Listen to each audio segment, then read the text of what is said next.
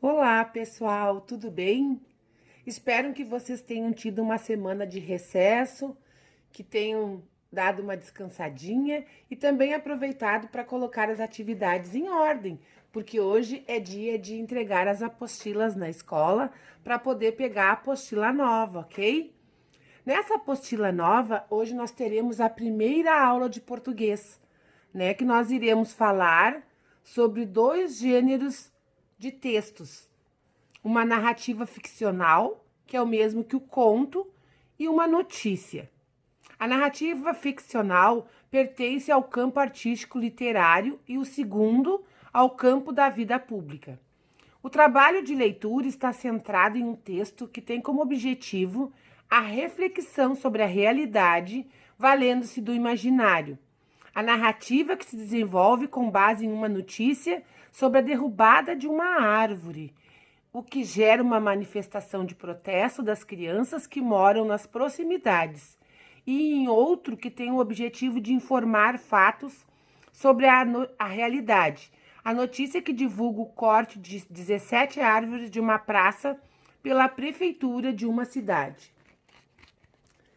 Aqui então, na nossa página da nossa apostila 4, né, onde fala do espírito ecológico, ó, tá? Vocês vão ver os alunos reunidos lendo, né? E então, sempre que a gente lê, a leitura nos traz uma notícia, nos traz alguma coisa boa. Às vezes uma coisa triste, às vezes uma coisa não tão boa. Você gosta de ler histórias? Lembra da última história que leu? Qual era o título e o nome do autor? A história tinha muitos ou poucos personagens? Que sentimentos a história despertou em você? Então, quando lemos uma história, a gente sabe que os personagens são ficcionais. Geralmente nos emocionamos, ficamos tristes, alegres ou aborrecidos e torcemos para tudo dar certo. Conte aos colegas uma história que o emocionou bastante. Agora você vai escrever parte da história que você contou aos colegas e vai ilustrar aqui na página 5, ok? Então vamos para o nosso texto ficcional. Leia silenciosamente o texto. Pra dar no pé. Quando a gente escuta isso, pra dar no pé, a gente pensa assim, bom, pra dar no pé pode ser correndo, vamos dar no pé, ou pode ser uma fruta que dá no pé, né? Então vamos ver o que esse texto quer dizer com pra dar no pé. Da varanda lá de casa, eu a avistava linda, exuberante e charmosa. Nela moravam bem-te-vi, pintacilgo, pombo, juriti, marimbondo e formiga alpinista. Papagaio de seda também, desses do mês de julho, que em vez de ficar requebrando no céu, decide embaraçar a rabiola nos galhos mais altos e ficar por ali mesmo. Teve um que gostou tanto de morar na árvore que nunca mais foi embora. No meio do ano, começavam a aparecer pequenas flores naquele pé de manga. Os frutos só chegavam em meados de dezembro. As chuvas do fim de tarde muitas vezes aprontavam. Jogavam no chão as suculentas frutas. Umas se esborrachavam, feio na lama. A dona Tina, na manhã seguinte, distribuía tudo entre a vizinhança. Era bom. Um dia surgiu uma notícia que não agradou a molecada. Iriam derrubar o pé de manga. E no lugar, construir uma casa. Achei um absurdo. Será? Os bichos ficariam sem lar, o ar sem oxigênio e eu sem minhas mangas. Ora, onde já se viu um negócio desses? Corri como um foguete para chamar a turma. Fomos para debaixo da mangueira.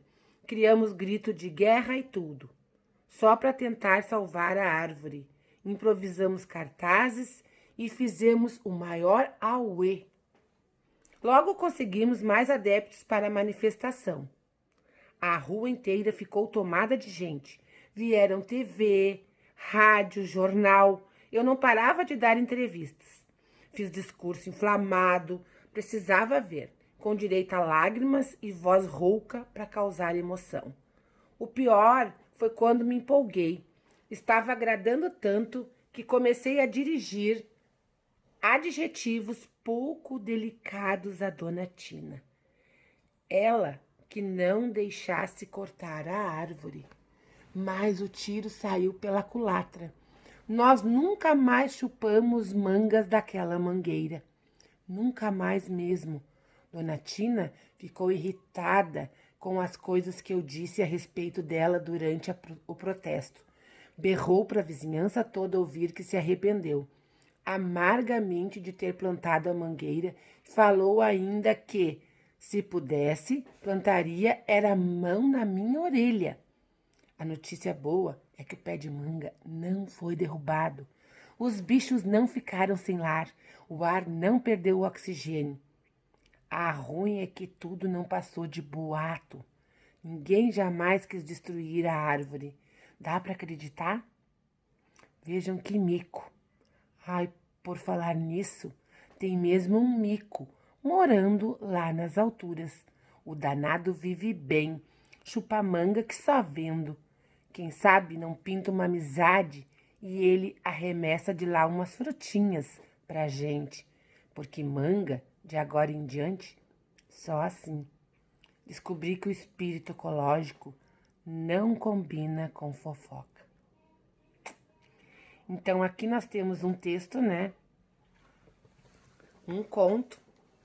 E vamos ver aqui, ó, nas questões que fala assim. Sobre o enredo da história, responda as questões oralmente e em seguida registre nas árvores. Que árvore estava sendo ameaçada de ser derrubada? Quem vivia nessa árvore? No quintal de quem estava plantada esta árvore? O que foi feito para impedir que a árvore fosse derrubada? Que notícia provocou toda a manifestação? A árvore foi derrubada? Por que Dona Tina ficou tão irritada? Que castigo Dona Tina deu à molecada? Então, vocês vão prestar bastante atenção para depois vocês responderem, né? E aqui diz assim, ó, título do livro, né? Com orientação do professor, você e os colegas vão pesquisar a capa do livro dessa história e responder as questões a seguir. O autor do livro, quem é? O ilustrador e a editora, tá? Vocês vão pesquisar, que nós não estamos na escola agora, vai ficar difícil para vocês fazer essa pesquisa. Então, ali, o autor vocês encontram, a ilustradora é Adriana Camargo, a editora é Formato, e o título do livro é Uma História, uma Lorota e Fiquei de Boca Torta. Esse é o título do livro. Sobre a estrutura do texto, vocês vão colocar ali a introdução. Foi feita em 1 ou em 2 parágrafos, né? A introdução do nosso texto é o parágrafo 1 e 2?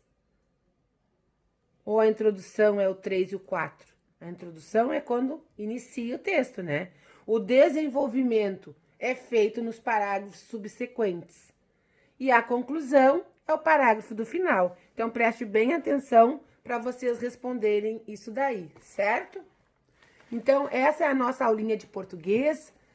Cuidem da sua apostila, façam as aulas durante a semana, não deixem acumular, porque depois fica cada vez mais difícil, né? Nessa apostila da 1 para 2, a gente teve recesso, as férias, que foi 1 semana, mas do segundo livro para o terceiro não teremos o recesso. Então, não deixem acumular, gente.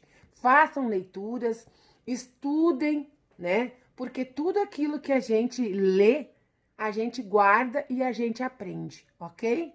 Estou com saudades de todos. Cuidem da sua apostila e façam os exercícios. Um abraço da professora Liliana. Tchau!